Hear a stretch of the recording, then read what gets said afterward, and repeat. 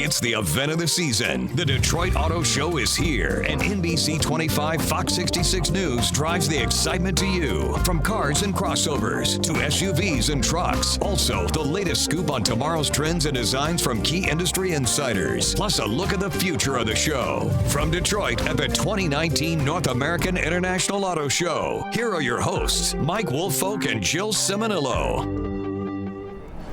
Hey everybody, welcome inside the 2019 North American International Auto Show, Cobo Center in Detroit.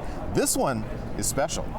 Yes, for the history of the Detroit Auto Show, it has always been in the winter. I've been coming since I was knee-high to a grasshopper, but next year everything changes. 18 months from now, it moves to the summer.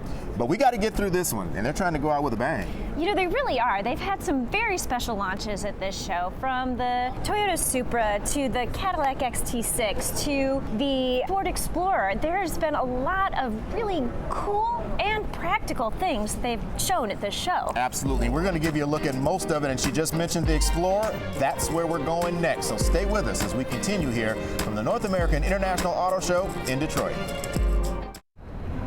Welcome back, everyone. We're going to start in the Ford display. We are in front of the Blue Oval's most popular and best-selling SUV ever.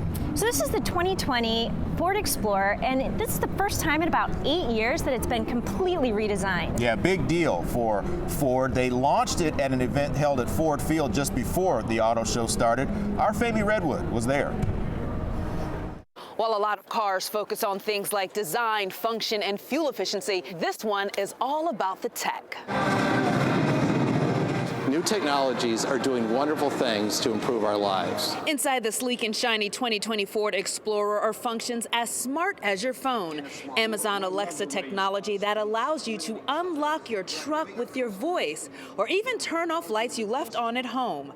The SUV can also read speed limit signs and automatically slow down when it drops, saving you the expense of a ticket. Ford's Scott Slamack was part of the design team. He says smart features for a smart world. As you come into towns and the speed limit changes, it will adjust automatically your vehicle down to those speeds, so no more speed traps. Slamack says when designing this SUV, Ford considered small details that parents will appreciate. I'm thinking about how the kids are will they argue over where they're sitting, or will they have enough space? Will they be able to connect with everything? A 10.1-inch touchscreen, glass like your phone, and the ability to swipe and zoom and see full-size maps.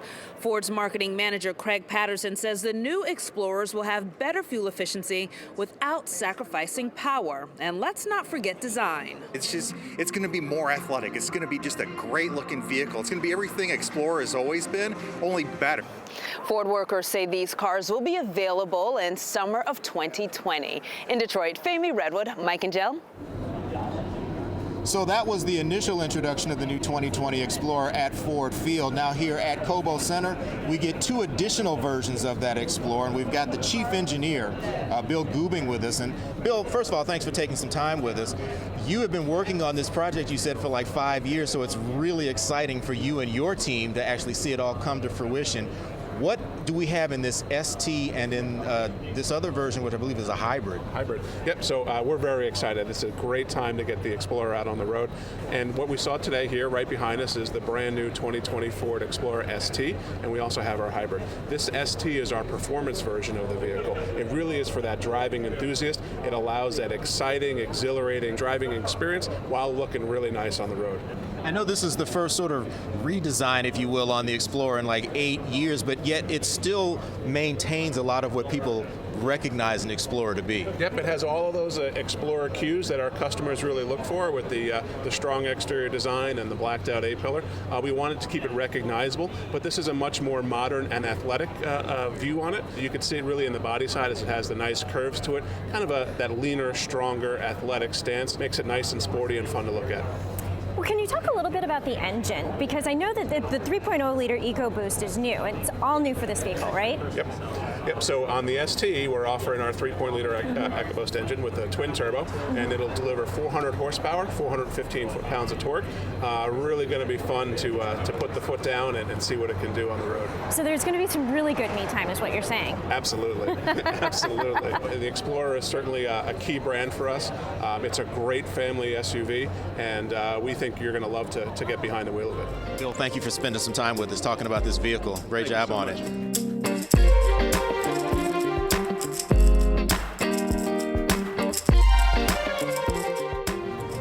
We're here in the Cadillac display now, and the big news from GM's luxury brand is this all-new XT6 crossover vehicle. Now this is a vehicle that Cadillac really needed, and they revealed it at an event just before the media days began. That's right, and our Joel Feick can take you there. After moving its headquarters from New York City back to Metro Detroit, Cadillac unveiled its new SUV, the XT6, with a bang. The head of Cadillac says it has all kinds of new technology and 3 rows of seats. It's the first of a series of new vehicles from Caddy. We will average 1 model launch every 6 months through 2021. Cadillac is also investing heavily in electric vehicles, and they featured a few of them as well. Far from a distant future vision, it is in fact not too far from reality. The new president of GM, who has strong ties to Flint, says the city plays a big role in the future of the company. I got to tell you, the technical ability and the workforce and all the people in Flint that make that new 3-liter diesel for our new trucks, I just couldn't be happier. But this night was all about Cadillac, a company that some feel has struggled in some areas. Cadillac needs to become relevant again for millennials, and GM is hopeful that this new SUV is a big step in that direction. In Detroit, Joel Feick, NBC25 News. Still to come, the latest pony car from the Blue Oval transforms into a lethal snake, and it has quite a bite. The 2020 Shelby GT500, next. We are here on the Ford display now, and of course the Blue Oval bringing us a Mustang Bullitt a year ago. This year it's a Shelby GT500. We've got Jim Owens, who is the Mustang marketing guru. Thanks for joining us, for one. We're so glad to be here, and thanks for coming out. We are so excited about the Shelby GT500. Yeah, it's full of muscle. Give us the rundown on what this vehicle is. It is over 700 horsepower. Yeah. It is sub 11-second quarter mile and 0 to 60 in the mid-3s. This is not your grandpa's GT500. I would say not. It's gorgeous. I love this color. I think that the folks who are into the muscle thing are going to take to this tremendously. How many are you going to make?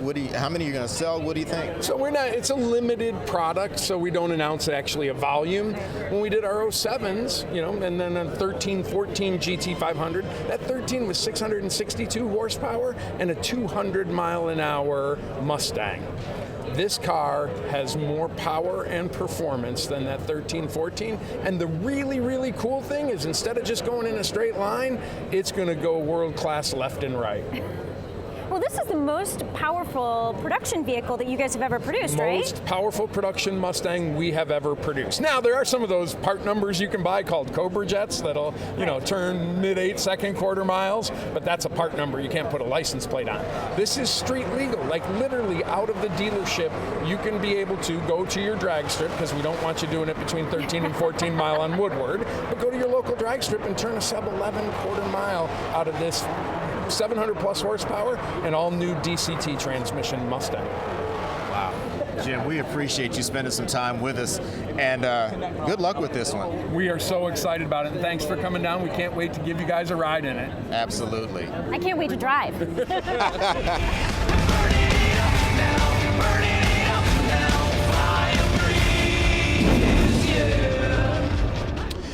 All right, we are here in the Ram display, and we have the global head of Fiat Chrysler Automobiles Design, Ralph Gilles. You have been with this company for a long time. You don't look it. Thank you. But you've done quarter of a century. It sounds like a long time.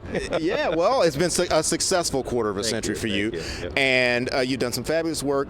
You have this truck here that you just introduced at the show this year. This is the heavy-duty Ram 2500, and actually the 1500 was launched here last year. So right. Our two newest trucks are brand new new pretty much in the marketplace. And of course, the 1500, which of course this is based on, you just won a couple of major awards for that. Yeah, we're still kind of stunned, to be honest. You know, we're winning Truck of the Year, the Motor Trend Truck of the Year, and just yesterday the NACTOY, so the North American Car and Truck of the Year, which is very tough because it's an international voting process. But you know, we were surprised, but not in a way, because we put a lot of sweat equity in those vehicles. You know.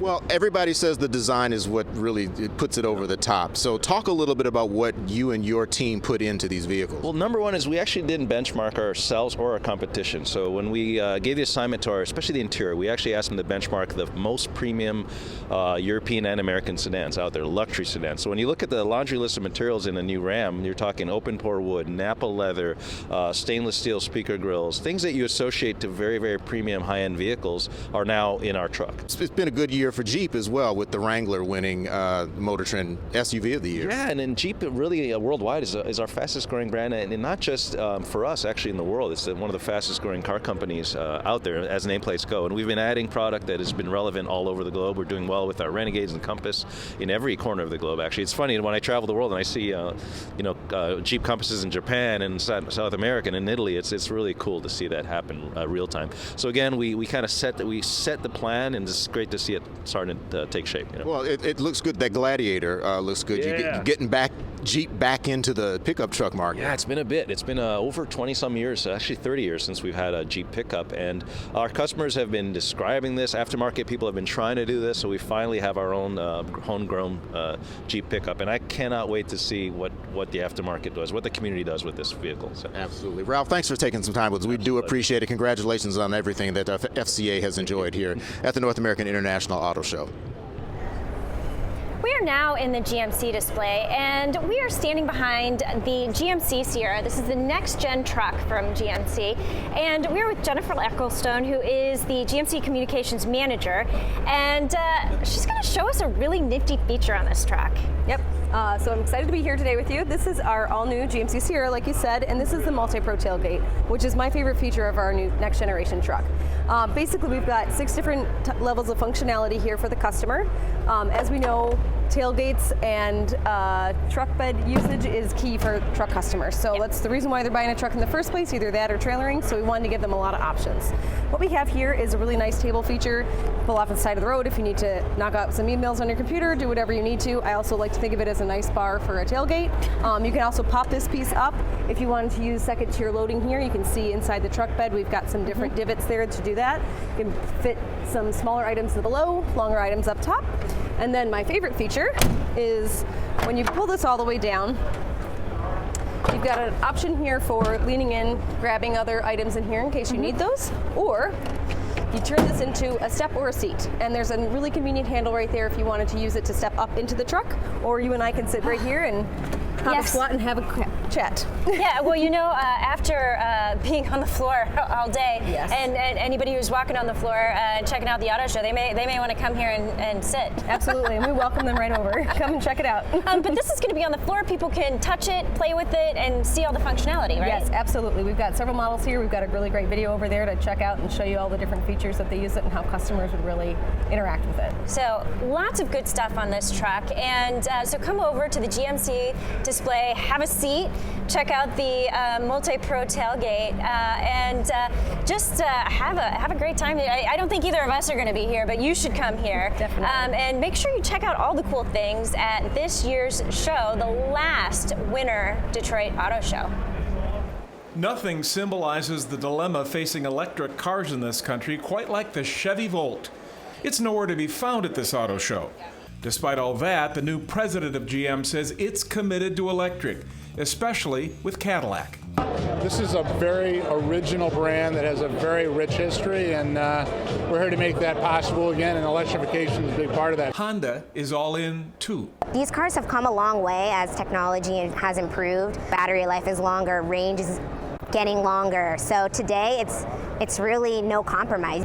For all the talk about electric vehicles, only 2 will be unveiled at this show, and those aren't even ready for production. A Canadian engineering major expects that'll change. Depending on where you are and where you live, gas prices are going to keep going up. So eventually it's going to start mattering, and when it gets to that point, people are going to want something to turn to. It's a story full of contrasts.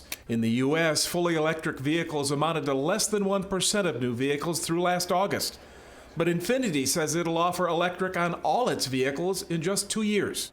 Perhaps in this country, electric got off to a slow start because the distance in the batteries wasn't quite there. Volkswagen, the world's #1 automaker, wants to increase its number of electric models from 6 to over 50 by 2025. It's our objective at Volkswagen to become the most relevant player in this segment by 2025.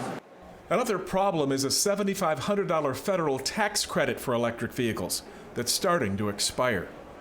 All the major manufacturers have electric or hybrid vehicles, but they're a tough sell right now because of the low gas prices. But that's expected to change as the price of these vehicles goes down and the price of gas, theoretically, goes up. At the North American International Auto Show, I'm Joel Feick. When we come back, a look to the future, hot new concept cars, and reimagining the auto show as it moves into its next generation.